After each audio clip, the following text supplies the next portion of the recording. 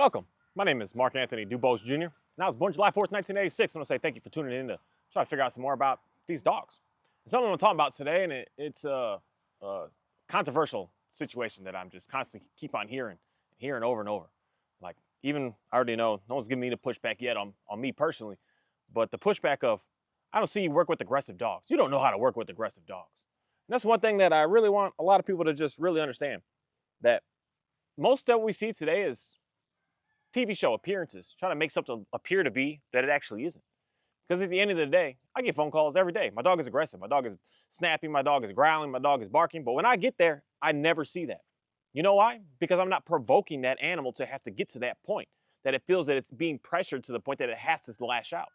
And that's why for me, it just kind of doesn't make no sense. But that's why what I see is TV show stuff as opposed to reality stuff. Because any competent trainer out there knows the number one thing is you never want to see that aggression again that human being has ever seen before.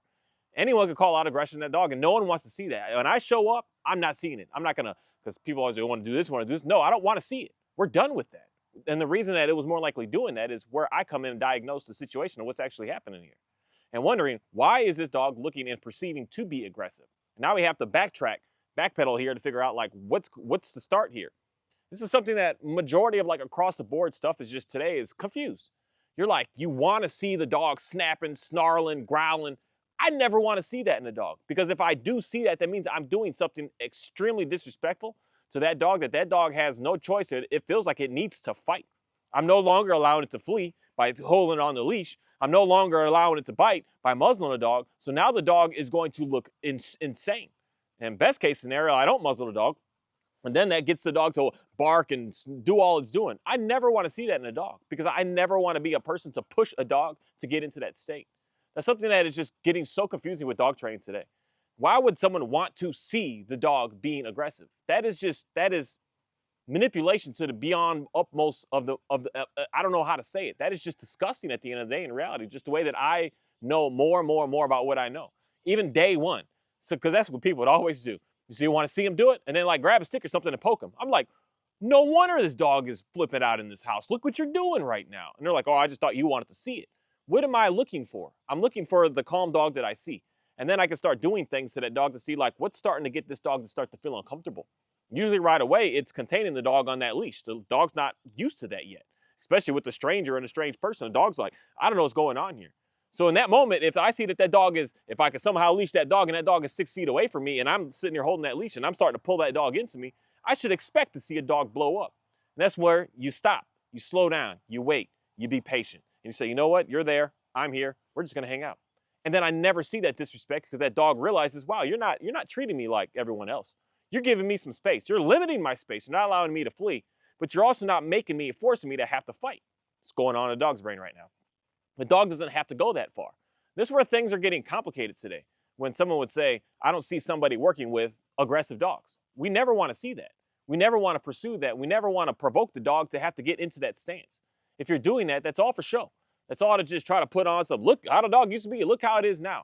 And at the end of the day, straight up, that's an animal abuser, because they're trying to provoke that dog to look crazy just for someone to pay attention, to give them creditation that they are who they say that they are. That I work with these dogs and I get them to get better. That's the most ultimate level of manipulation that is just tragic. It's just failing us as humans, because we want to see, we're just like oohs and ahs and look how crazy this dog is looking. That's one thing that majority, every single person, every person, no one's met me and seen their dog react, because I don't drive them to do that. And they're always like, wow, my dog is so calm with you. I'm like, yeah, because I'm giving the dog the space that the dog needs. I'm giving the dog the respect that the dog is looking for. I'm not petting the dog. I'm not hounding the dog. I'm not shoving treats down the dog. I'm not trying to engage the dog and start to play with me. I'm not trying to smother the dog. I'm not doing nothing to the dog. I'm just standing and being a body that the dog already is uncomfortable with, just a body, just being there. And then the dog starts to investigate. Hey, let me check that guy out. What's going on? He's not doing nothing to me, so he can't be bad. And then they come and investigate. I still do nothing. I'm a body. I'm just sitting there. I'm like, what's up, man? What's up? And then the dog leaves. Because, of course, if I say, like, what's up? The dog's like, whoa, what's happening? It's just suspicious. It doesn't know what's going on. So then the dog comes back again. The second time it comes back, it's usually just 2 times. I see this over and over and over again. The dog comes back the second time, and it hovers in my vicinity. And now I can reach to see, can I pet you? Can I touch you? And the dog cowers. I'm like, I'm not touching you, buddy. You can stay with me, but I'm not going to touch you. I'm not going to make you do anything to provoke you to get to that point that you're going to look crazy. that everyone has already seen. And then this is where I'm going to say, like, the magic really starts to happen in someone else's eyes, because they see me do that. They see me doing nothing and hanging, and they're like, wow, the dog isn't treating you like they're treating me. What's going on here? And it shows the human, the owner of that dog, something just just amazing at that moment, because it starts to click. Like, maybe we're doing too much. Maybe we're like mishandling this dog. Maybe you going down these maybes. You start to ask questions at that moment. That's where I'm like, now I'm officially doing my work. I'm doing my job now. Because a dog, at the end of the day, when someone says, oh, my dog is aggressive, it bites people. No, dogs are not bred. Granted, you're going to get me with the certain bully breeds that they were breeding back in the days for dog fights and doing stuff like that. But if you really get in your research of that, majority of all those dogs didn't make it, because they just can't fight. They don't make it. And when they do fight, it's because we're provoking the heck out of them. We're literally beating them. We're shocking them. We're cutting them. We're stabbing them. We're doing savages to that dog to create that dog to want to actually fight. They do not want to fight. And most of these other dogs, because I keep seeing all these comments all these other places about these dogs, it makes me laugh. A dog that wants to hunt boar, they hunt boar. They know what a dog is. They don't hunt dog. They know what a deer is if they hunt boar. They don't hunt deer. They hunt boar. They hunt bears. They hunt these items. They hunt squirrels. They hunt rabbits. They hunt mountain lions. They hunt coyotes. They hunt wolves. They hunt specific animals. They don't just see like, oh, that's a bear. Let me go hunt the dog now. It's like, that is just silly to me, but that's how we are as people today, because we want to see that aggression, to think like the dogs all have this aggression in them. I still have yet to ever meet one dog that's aggressive. I've seen very, very misunderstood dogs. I've seen dogs that, I'm not going to lie, I was nervous. Like, what the heck is going on here? But when I just relax and because that's how I learned to just be still. Because I've had one dog, I walked in the house, it just came right up on me, and I'm looking at him like, buddy, I'm pretty sure that you chew on me right now, but I literally threw my hands back, said, what? Expose myself. For one, exposing myself, and the dog's looking at me like, dang, buddy, like, I'm nervous, but I'm saying I'm not going to do nothing to you. And then the dog just completely stops. And I find that, and that's my recommendation to anyone right now. If you're nervous of dogs, don't even think, just no expectations. Just stand there. Don't expect I'm going to touch this dog. I'm going to leash this dog. I'm going to do nothing. Absolutely nothing. I see this work so many times. It's like amazing, because the dogs don't get this like, what are you going to do to me stance. The dog's like, oh, we're just hanging out. Okay, let's just hang out. Okay, we can put the leash on. Oh, okay, we're just hanging out. Okay, we're going to go over here now. Oh, okay, we're just doing that. As opposed to the dog getting into this, like, they get suspicious, man. They're like, what are you going to do to me? What are you trying to do to me? And then, of course, just think about it with, I hate humanizing stuff, but it just is what it is. It makes it easy for us to just really think some things through. But it makes you kind of think of like the worst case scenario when you see someone looking at you, when you're just like, you just go down to like the unfortunate, the doom and gloom of things. That's just kind of how life works. We don't go, I don't know why, but to the positive stuff. So we just go to somebody did that to me, and they yanked the hell out of that leash. They choked me with that leash. So I'm going to stay away from that, because that might happen. So the dog needs to see like that's not going to happen. That's not about what's going to go down. And then we don't see that said so-called aggression that we talk about with dogs today in the dog at all. If a trainer, a professional, is coming in, and the first thing they're doing is trying to see the dog react, that's like red flag number 1,000 right there. That we shouldn't be there. You shouldn't be in that situation, because you don't need to see, especially anyone that's worked with many and many of dogs. I don't need to see it anymore. I've already seen it. I can go to the park right now and go see it. I don't need to see it from your dog. I know what a reactive dog looks like at the end of the leash when it's barking and lunging and doing what it's doing. I know what that is. And the main thing is, we don't want to ever get into that situation again. But for some reason, that's like the norm today. Let's poke holes at this dog. Let's poke it with a stick. Let's stick this. Let's do this. Let's force this. Let's grab the leash. Let's yank the leash and see what the dog is going to do. And if the dog doesn't fight back, then, oh, I guess that's a good dog. And that's just absolute foolishness. But that's what's going on nowadays. We're trying to provoke these dogs to get put on something to make somebody appear to be something that they're not. Because at the end of the day, if you were the best of the best, you would go to a dog that you knew was reactive. Everyone said this dog's crazy. 5 trainers gave up on the dog, and you would never see that dog react again. The second that you saw that dog, you would never, ever, ever see a reaction out of that animal. That is going to be the most premium animal trainers on this planet, because they are doing everything they can to make sure that dog doesn't get past that boiling point, that it has to lash out, that it has to do something wild. Because that's how I know. I can see, I can take any dog, I can take your dog, and I just start testing, because I work slow and steady with the dog. Slow and steady, I can get a lot done in 30 minutes. And slow and steady, I could take it to the front door and see, what is this dog going through right now? Is he looking nervous? Is he looking excited? What's happening? So then I'm like, I got to make an assessment there to figure out, okay, this is too much for you. We're going too far. And then some dogs, you take it to the front yard. And then I can see a dog and a person from way down there, down the street, dog and person down there, down the street. I can see a deer down the street. We got a lot of deer around here, just everywhere. But a deer down the street, I can see this, and I can see the dog start to like build up, build up, build up. And I'm like, okay, we're getting to the point that the dog is going to start to get into its said reactive mode. So I stop and I bail and I relax, and I'm like, okay, that was too much for you. Now let's figure out how to be able to get you to get into that scenario so that you could be able to not like get too excited and or in too much of fear. So I'm watching that dog the second that I see that dog of saying, okay, we got to relax this dog down. We got to get them to be able to get calm, because when they're calm, they're not going to react. Just straight up, people, they're not going to react if they're calm. And a dog can appear to be calm. It could lay there and look and appear that way. But that's the difference of an eye that a professional should be able to understand and be able to see. They can see the dog is laying there and it's still, but you can see that it's stiff, that it's just like, it's there, it's on edge. It's not just sitting there like, oh, we're just hanging out. And you got to be able to understand the differences. This is why for me, I'm going to continuously say, please look at your dog. Watch your dog. When your dog is hanging out in the house and it's chill and you know that it's calm, see what the language of that body is explaining to you right there. As opposed to when you get into another scenario, you're sitting at the front door and you're like, oh, my dog is calm. And you see it just sitting there stiff, eyes wide open, just looking at it, looking out that door like, what's going on? Understand and be able to see the differences in your dog. That's what's going to be able to fast track everything with you and your animal. That's why for me, at the end of the day, I can do things faster because I'm studying the dog, every little thing that's going on with them. I'm watching when they're eating, what their body looks like. I'm watching when they're napping, what their body looks like. I'm watching when we're just hanging out, sitting on the couch and just chilling, what the body looking like. I'm looking at every little thing to see how far is this dog starting to change what's going on inside of it. And once it starts to change, I'm like, okay, we got to do something here. I can't just plow through and just push this and make it happen. That's where a lot of dogs get into sticky situations. It may be nervous of a dog and it may be excited and wants to meet another dog. And you just plow through and push through, not paying attention to what's going on with that body. We're walking because the leash can be loose and the dog is just walking stiff. I mean, you've probably seen that with my Dalmatian many times already, that she is loose standing next to me on leash, but she's just focused in. Just because the leash is loose doesn't mean that she's calm. She's on edge like, hey, there's a chicken there. Hey, man, we're about to go get that. So I got to make sure that to be able to see what she's doing in that state, because when it just keeps going and going and going, what do you think is going to happen? Everything that I show with all of my dogs and any of my dogs is the same stuff that everyone else has the same issues with. This dog chasing cows, doing what he's doing, he's got that same reactive mode. My Dalmatian wants to chase the chickens. She got that same reactive mode. But what I do is I slow and steady get them there, so I don't get that reactive mode that people just call aggression. Oh, it's aggressive. They're aggressive. They're trying to bite people. They're trying to bite dogs. They're aggressive. They're not aggressive, man.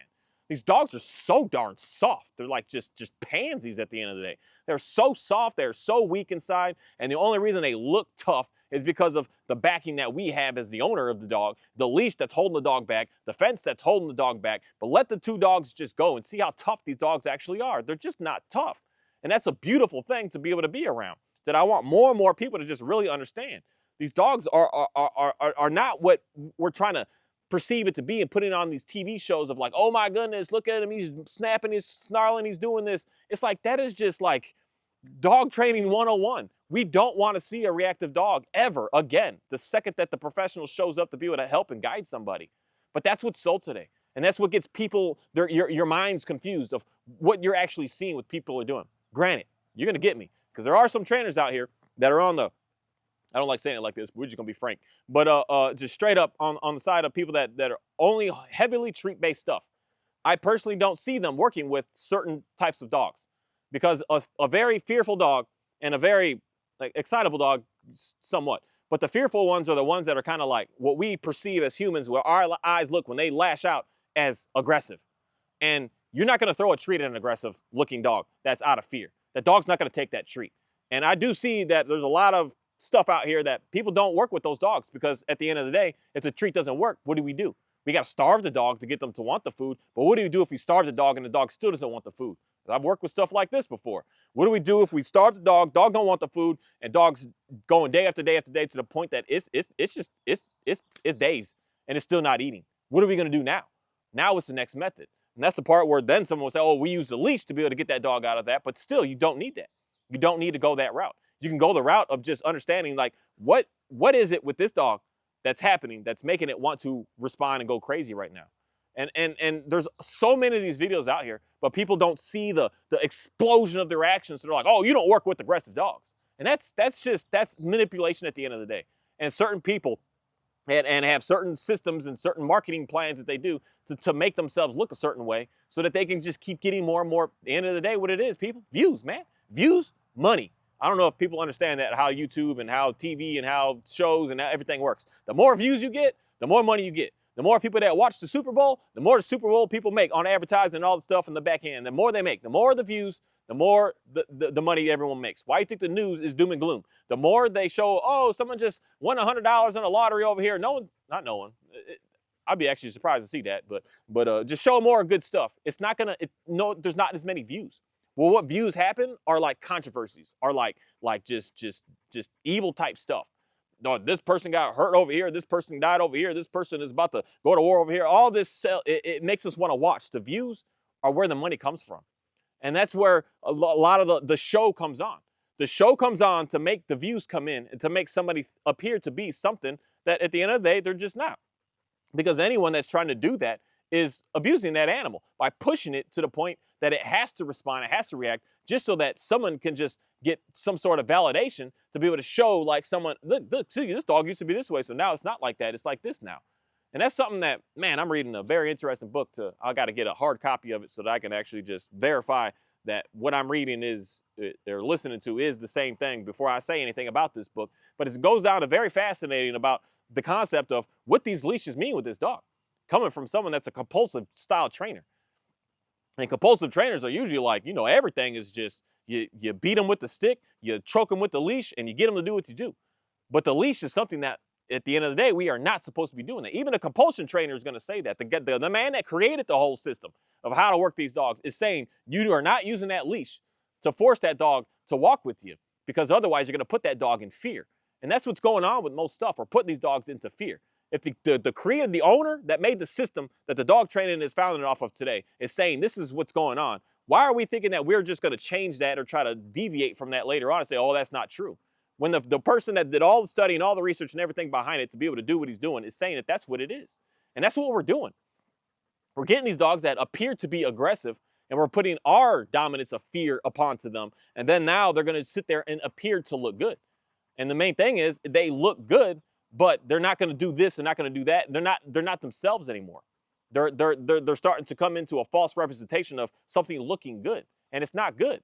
And that's where there's me that I'm talking and other people that I'm trying to get a lot of research from that is going away from all of that. I don't want the dog to be in fear of me, and I don't want the dog to be all excited of me like I'm just some cookie jar that's just here to give you all kinds of stuff. I want to be a neutral person, a neutral being to the dog, so the dog can look at me and understand that I can do some good stuff and I can get you out of the bad stuff. That I'm not going to force you in any which way, that I'm going to try to put you into a level of fear to get through it, but we're just going to get through it. And that takes time. It takes time. That's not no 5-minute fix. And that's the thing that a lot is being showed here on the YouTube and TV shows and everything. The dog is going wild, and then all of a sudden it's fixed in 5 minutes. It's like that's all for show. It's all for show. As fast as something comes in 5 minutes is as fast as it's going to go away in 5 minutes. And that's something I really want a lot of people to just really understand. And or the worst case scenario of it is the faster you get in 5 minutes, and then later on you got an issue that's much more complicated to ever have to even possibly deal with. And that's something that ends up being in a very, very, very sticky situation. And that's what I want no one to ever get into ever again. That's why I never want to see, like, this is very unfortunate. I get it. You're like, I want to show you what it looks like so you know. But when I get two dogs that are fighting in the household, they're like, oh, you want to see them fight? Like, no, I don't want to see them fight. We're not trying to go to the ER right now. We have a good $3,000 or $4,000 vet bill so that we could just egg these dogs on to create this fight and force them to do it. I never want to see a fight again the second that I walk in the door. I'm saying, okay, I see that this dog is stressed, this dog is anxious, so we got to move them right there. Let's get the other one over here. Let's get them into both the same room, and let's get them to be able to calm down. And then we can get them to get closer. And then we can get them to get closer, and then closer, and then closer. And then we're all calm. We're hanging out, and we can see a difference in the world right now. And that's what we need to be working with these dogs. We don't want to see that response. And that's what, unfortunately, someone would say, like, even with me, I don't see you work with aggressive dogs. I mean, I don't know of any dog trainer outside of some that just, I mean, some places around here actually just reject work if they know that the dog is barking at other dogs at the end of the leash, and the dog doesn't take treats. They don't take that work. They just like, oh, we're either busy or we don't do that type of stuff. But everyone else, I promise you, every single person that's a dog trainer right now that's getting a phone call to go to someone's house because my dog is reactive is seeing what is perceived to be a reactive dog that is an aggressive dog. That's what we're all seeing out here. And it's like, if you're not in that part of the business, you don't know. It's like, I don't want to talk about that right there. But any field, any business, anything. If you're doing it every day, you see something way different than someone who's just watching a video once a week. You're in it. You're doing it. That's all that the calls are. Not many people are like, oh, I want to teach my dog how to sit better. Not many people are doing that. More people are in the situation of, my dog is looking crazy right now. I need to do something about it because my dog is aggressive. Everyone says that. I mean, I got a phone call tomorrow, 3 dogs, and one of them it's aggressive. It's trying to hurt the other ones. And this is the main thing that pretty much every single trainer out here is going to get called for. Most of these dogs that are inside of these shelters, they're aggressive. Oh my goodness, they're not. They're misunderstood. They're confused. They're unsure of what's going on. They're nervous. They're fearful. They're even excited. That turns into overexcitability that can look aggressive, because that excitement can turn into rage, because it's just it turns into that frustration, and that frustration can get them to like just want to blow up. And that's how we get dogs to go bite and bite sleeves and bite stuff. Through that excitement, frustration. We're frustrating an animal that it can't get to what it wants to. And then we finally release that animal at some point to be able to go, and it just like, just lets it all out, and it just goes and does it. It's all out of excitement. So excitement at the end of the day can still look like aggression. So this is just what's going on out here that I don't think that many people really understand. That's why for me, for 100% fact, you'll never, ever, ever see me handle a dog that's aggressive looking, appearing on a perceived thing. I'm going to make sure that all that is out and over with before I even try to do anything extra with that animal. I'm going to make sure that dog is feeling safe as can be, so that dog never has to get to that point again. And that's real dog training. This fake stuff is, we got to put appearances on. We got to put a show on. And that's what I want more people to really start to understand, is a TV show compared to real life. And people that are saying, oh, we do real stuff, but you're doing real stuff to apply the dogs to get the dog to be interfered, to submit to you. Dogs automatically are programmed with the system of submission, because they have leaders and they have followers, and then they have the outskirts ones in reality. That's just all beings on this planet in reality. We as humans are that same way. Some people are much more strong, confident, natural leaders, and others are just, not even that everyone wants and has to be that, because that's the thing. We get stuck in our brains of, oh man, we all got to be leaders. No, not everyone is that. Some people are just, we just want to follow. We just want to hang out, man. We just want to be here, man. We just want to be able to have a good life. We want to be able to just relax. We want to be able to chill. We want to be able to pay our bills. We want to be able to feed our kids. We want to be able to take a vacation. We just want to be able to just be able to just have a life, man. And most are that way. And there's the few that are the leaders. So most have that submission in us already. We all have that. Even leaders have that submission. But the thing is, we don't want to exploit that out of the dog to force the dog into a lower level of submission, because it's not listening to us, because it's not sitting when we tell it to sit. Because it's not listening to us, because it's not walking perfectly on leash, and I want it to walk right next to my side. That's a horrible thing to force a dog into, especially if it's a leadership type dog. Now you're really going to start butting heads. And that's where, in my mind, when I'm starting to see things start to get really, really, really tricky with people, because you're trying to force something to submit that isn't a submittable type situation. And then that's where you have to use more and more pressure. And then you use more pressure to the point that the dog thinks and feels and perceives that it's about to go to death. So it says, yeah, no, okay, whatever. And then it just quits. But then the dog doesn't just quit. It quit in that moment. Now it's ready to challenge over and over and over and over and over again. And that's where we can't ever get away from the equipment. We can't get away from the treats. We can't get away from the toys, because the dog is challenging over and over and over and over again, because it doesn't want to be treated that way. It just wants to say, hey, you know what? I'll listen to you, but you don't need to just beat me down to get me to listen to you. If you would just listen to me and respect me. I don't want, because this is a big thing I see with a lot of people in y'all dogs. The so-called aggression, it starts out of you touching a dog too much, and the dog actually doesn't want to be touched. The dog doesn't want to be held. The dog doesn't want any of that. And you're like smothering and putting all in the dog, and you're petting the dog all day, and the dog, it's gonna have to put some pushback. That's why when I see a lot, this is like, I don't know why this is so like, this is so normal to me. I see this so much. That's why the dogs come straight to me when I don't touch them.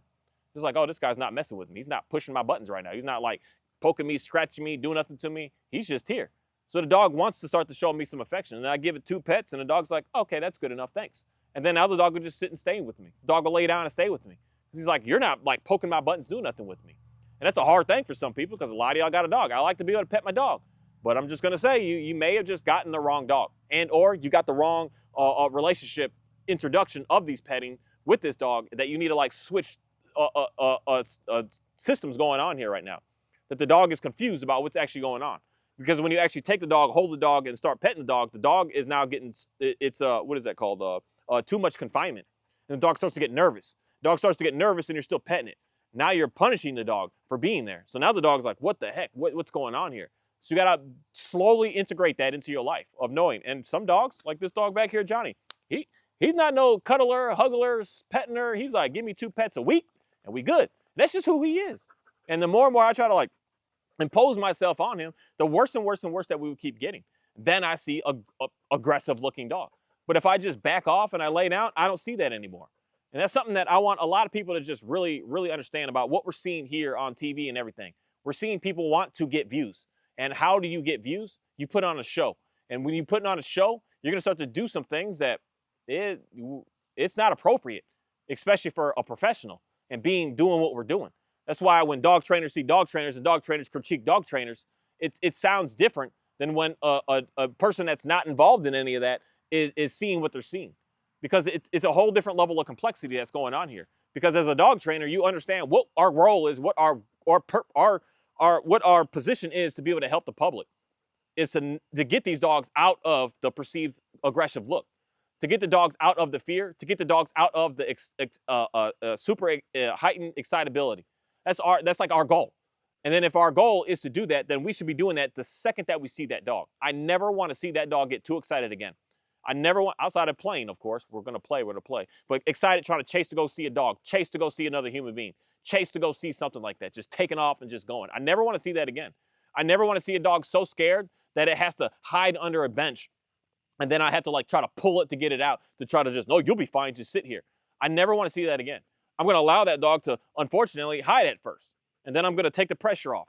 After a while, that dog's going to say, oh, okay, well, you're doing different than anyone else, because that's what we as dog trainers should be doing, something different than what the dog has already been perceived to be getting. So then we should be able to see the dog be able to fast track, do things much, much faster. But not in a way of, in 5 minutes, your dog is going to be walking on a loose leash right next to you. You're doing something inappropriate to, not all, some dogs. I could do that to my border collie. I put a leash on this dog and he just walks with me. Just is what it is. Some dogs are like that. And some people, your relationship is already pretty good, that you just needed to figure out one little technique and you got it, and the dog is good. But if you're trying like technique after technique after technique after technique after technique, and you're just going, just know that every single time that you keep changing and doing, you're adding a whole nother level of disrespect to that dog. And then that's when that dog has to start growling, has to start showing teeth, has to start lunging, has to start barking, and has to start doing some crazy stuff, because it's just getting disrespected that whole time. And that's why for me today, I really understand. If you try this one method and it doesn't work, my one method to get a dog to stop pulling on the leash, because this is how I got my Dalmatian to stop pulling on the leash when I put the flat collar on. I just stop. She's walking, we're walking, she gets pulling a little baby snug, I just stop. And she feels that collar, and it's so light, it's so minimal that she just stops. She's like, oh. And then we just stop and hang out. We stand in place until I can see that she's like calm and collected again. And then I just continue walking again.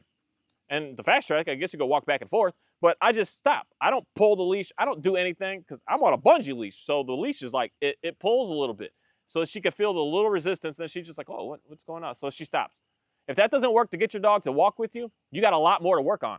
It's not just a matter of just snapping that leash or trying to throw a treat in that dog's face. You got a lot more to work on here.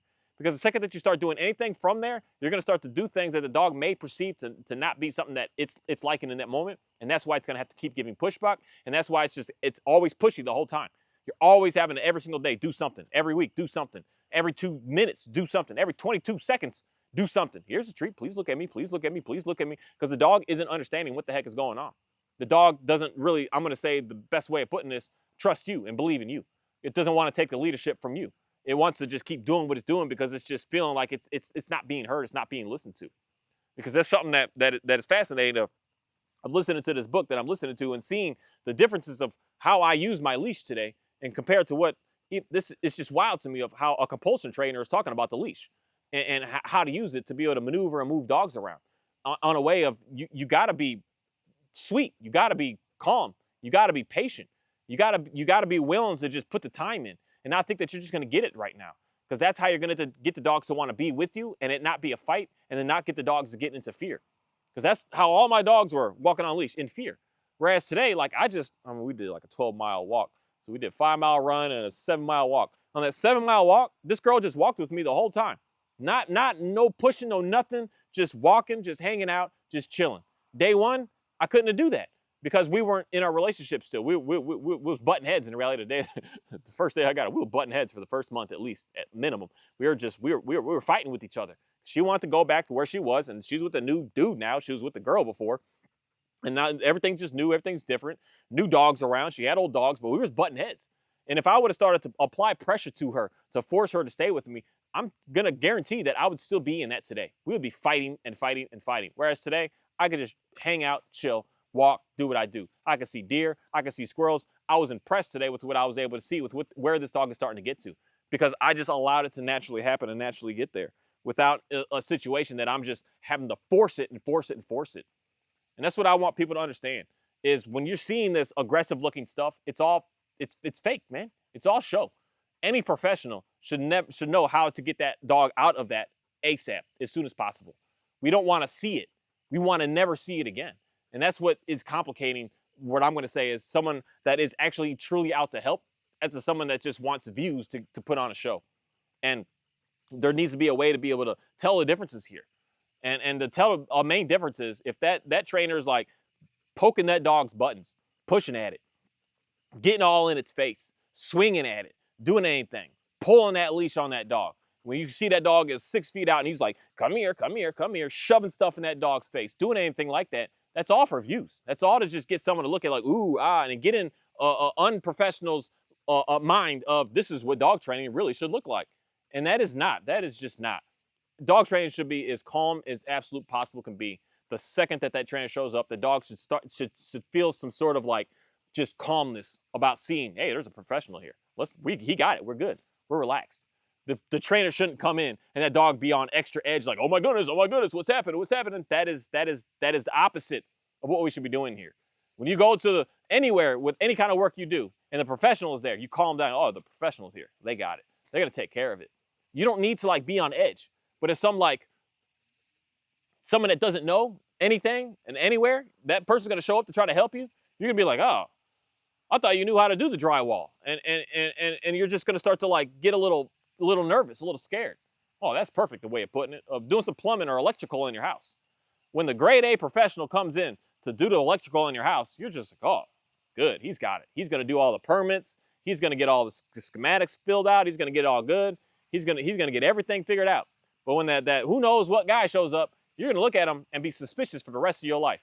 Because you're like, did he wire it right? Is my house gonna burn down because he didn't wire it right? Did he get the right permits? Am I gonna be able to sell this house? Because if I didn't get the permits right and it didn't get inspected, then you're just going down this like this nasty way of life for the remainder of the time that you're in that home in reality. Because you're always gonna be suspicious. Like, did he do it right? Is this going on? But no, when a professional comes, you calm down. You're like, oh, they got it. Take care of it, man. We're good. Everything's fine.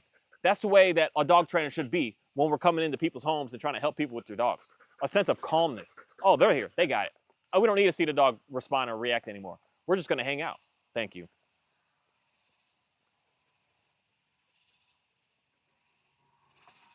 It was a busy day today, and I had to come out here and make a quick video because I could just keep on seeing and hearing about the same stuff over and over again. I don't want to see an aggressive-looking dog. I want to see the dog or who the dog actually truly is. A super soft, super calm, super relaxed, super chill, just interesting animal. But we're pushing them to get them to react and get them to respond. For someone to look at it and say, hey, woo, yeah, that dog is crazy. And then for them to come in and try to appear like they fixed it in 5 minutes say, ooh, wow, they know what they're doing. They're the best. They're the greatest. And then we get other people on the side that are trying to replicate that, and they're destroying your dogs. And you're getting nowhere, and you're getting worse and worse and worse. Because all this is just, it's show. It's all for show. Tricks are not going to help you in your day-to-day have a nicer dog. It's just not. It isn't. And I've proven that and proved that many times with working with many and many people. I've had one person with a Doberman say, hey, I want to get him, how do I get him to do commands? I said, what do you need commands for? He's like, I don't know, I just felt like that's what we're supposed to do with the dogs. And I'm like, well, what do you need? You want them to sit? You want them down? What do you want? What are you looking for? You want them to place? And he's like, oh, let me think about that. And then I come back later and he's like, no, the dog's fine. I don't need any of that. I don't know why I was even thinking that way. Like, we don't need it to actually be able to live and do stuff with our dogs on a day-to-day. But somehow we're being sold that that's the only way to have a nice dog. A dog that's like in a perfect heel, an attention focused on you, and that's the only way you can be able to take that dog into public. That is silly to me. The only way that I believe we should be taking dogs into public is for them to be calm. If they're not calm, then they shouldn't be in public. And if they're all excitable because they're waiting for the next obedience cue, that dog shouldn't be in public. That dog's a loose cannon, ready to just blow off and go and do something. And we want the dogs to be calm. You know, I see these there's one sign, I gotta say half a story for a second. There's one sign on one of my walks somewhere that, you know, they always have those pets on leash signs, and they always show it wrong because they always show the human figure and the dog over there and the leash is tight. And I'm like, what the heck, man? I've seen one sign that has a nice loose leash with all pets must be leashed. I'm like, they got it right. Thank you. One person got it right. The dog should be calm and hanging out while we're out in public, not all excited and sporadic. That's just, you're headed for disaster with that.